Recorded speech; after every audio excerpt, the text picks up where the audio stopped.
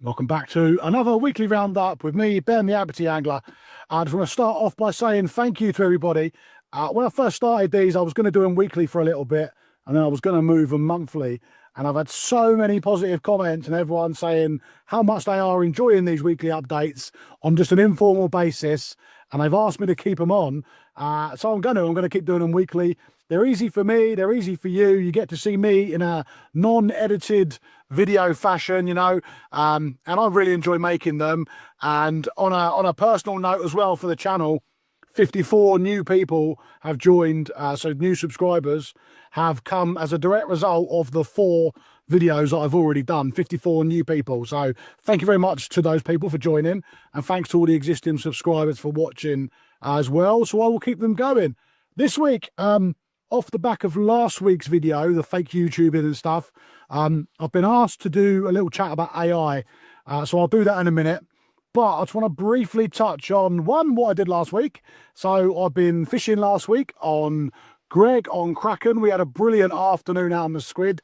The video is up. There was 6 of us for about 3.5 hours, and we did over 400 squid. It was just nuts. It was busy, double shot, triple shots, and it was just chaos all over the boat.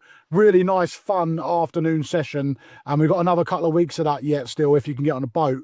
Shore fishing starting to slow down, and we haven't got the weather or the water clarity now at the minute. So gonna have a couple of weeks of it, but yeah, really good fun afternoon. And then we've just been pottering about since, getting stuff done for the new boat arrival. But quickly, I want to talk on mackerel stocks before I touch base with the AI. So the International Council for the Exploitation of the Seas, ICES, basically every year scientists get together and they talk about the stocks, and they make recommendations on how much should be caught or not caught, and whether stuff should be agreed. And I sort of touched on some of that a little while back with the potential upcoming pollock bans, which we should know more about in a couple of weeks, by the way. Normally around December 14th, normally it gets published. But yeah, basically the scientists this year recommended a 77% cut. So basically cut the quota by 77%, so i.e. catch less. And, you know, gone are the days now as an angler, for the most part, where you could just be sat at home, have a flat, calm afternoon, sun's just setting or just rising, and you go, oh, I'm going to catch a few mackerel, and you would be guaranteed to catch it. Those days are rapidly going, if not already gone. Bass anglers now nipping out to catch a few live baits, half hour before they go fishing. Now they're spending hours trying to catch a couple of mackerel from the beach or the pier. It's becoming really harder. I don't know if you're noticing the same where you are around the country. Let me know. I'm here at East Sussex, and certainly there is a massive downgrade in the stocks. Even on the boats, we don't see as many regular. They're not as guaranteed, unless I'm out in the middle of the channel on the banks, and then it's the big tuna mackerel. But certainly they are disappearing fast. People will point to tuna as well, and that will be a topic of discussion. But then tuna, nature's got a way of balancing stuff out. It will only supply a certain amount of fish to other species before something gives way, topples over, or you'll have less predators or more bait fish. You know, nature will always balance itself out on that front. But the tuna, they are eating mackerel, of course they are, but the tuna are also eating squid, garfish, and the herring. So they're not the sole responsible, you know, things. What is really is the big mackerel boats up in Scotland, and we don't get them so much down here. There was a TV program, I can't remember which one it was for the life of me, but they documented a day out on 24 hours on a mackerel boat, I think it was. And they're massive, they're huge things. They're not like your little day boats here, which will go mackerel drift netting and hope to catch 6, 7, 8 boxes, maybe 10, 15 if they're lucky. And that will supply one man his wages. You know, these big boats, they're going out with millions of pounds worth of equipment, and they're catching 500 tons upwards in one go. And then they do one haul, get their quota, and then they stop for the year for mackerel. They don't catch anymore. But 500 tons in one go. Now that is just not sustainable. That, us as anglers would never see 500 tons of mackerel in an eternity of lifetimes. We never would.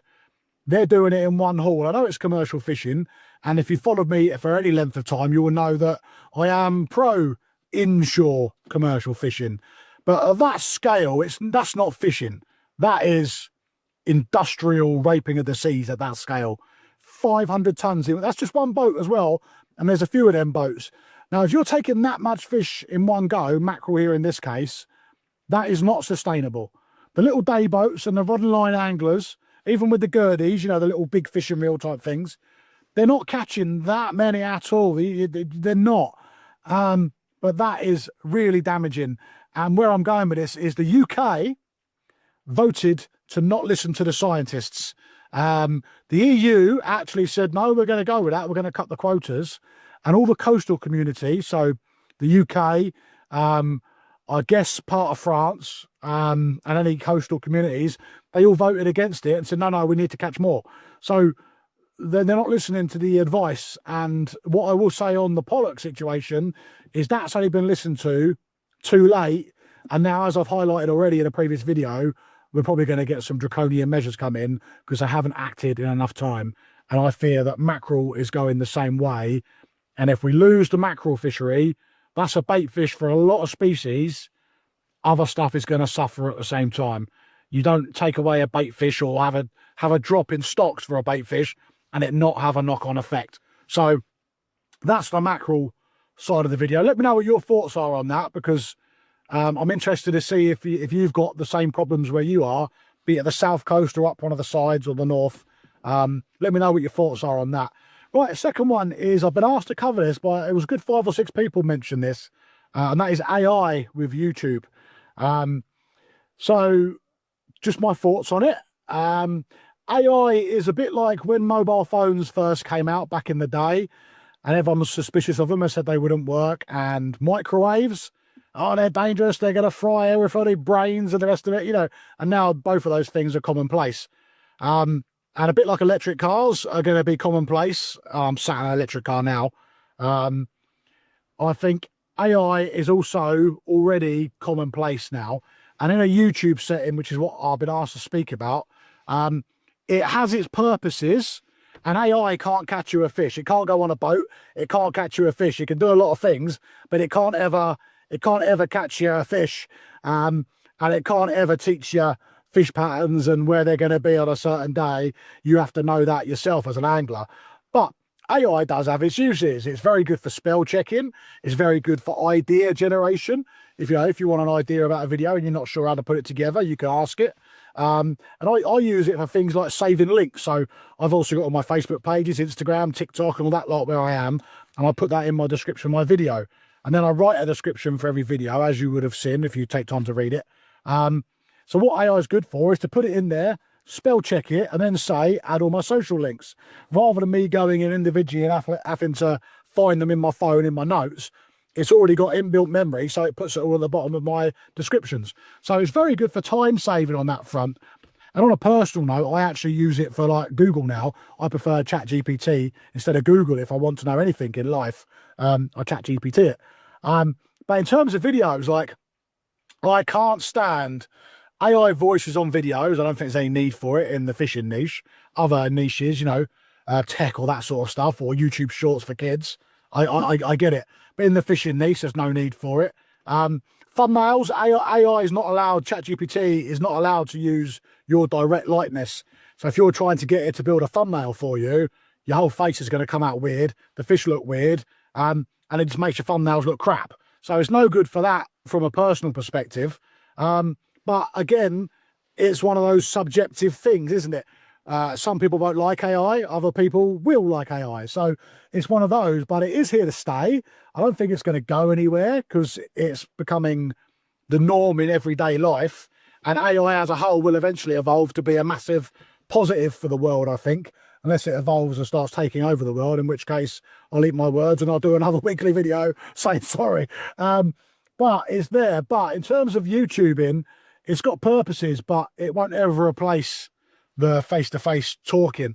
And that won't ever change. And I think a lot of people enjoy the human element. And I don't think for that reason in the fishing industry that we will see completely AI videos. And I think if we do, I think that would be a very silly channel.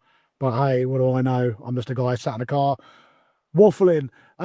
that's it for me for this week. I hope that's been of use. If you got anything you want covering, let me know. The AI was just a mention from what you mentioned last week to me. So if you've got any suggestions that you want to hear about, let me know.